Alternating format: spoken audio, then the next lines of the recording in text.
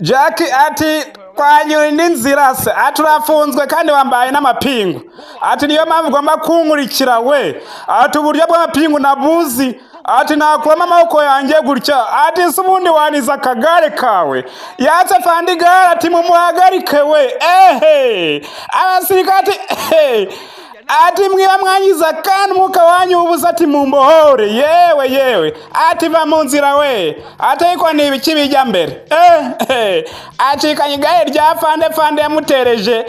abantu bo kumuyiga afata igiti anakubita umugabo abagwigaragwa hasi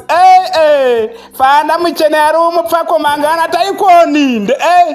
nyirinza akinguye umugabo bamukubita idirisha undi none ageze anava ku gare ari kubita umugabo abamukurikiye nibo bafite ibibazo hano bamuteye indobo y'amazi Jack Chan ntabwo akina ageze ku rwego arasimbuka yewe atari ko umuntu ubusazi atari ko ava mu nzira wowe yahitanye umuntu wari ufite urwego ati Ariana yari adeze umugabo igiti kigaragwa hasi nta mikino agira yageze anava ku igare akubita umugabo akagare kakajugunya iryiriya agwasi n'undi agwasi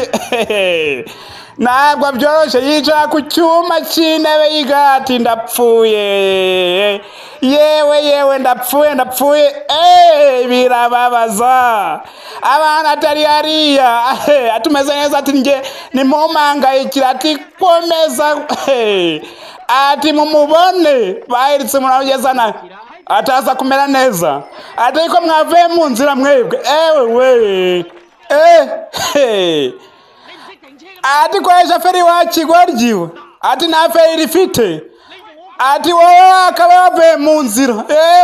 baraje abanyamagare nta mugenzi upfa data we iyi nguni nawe agiye kuharenga nyamunava ati meza kwa Kigoryi arakire kuza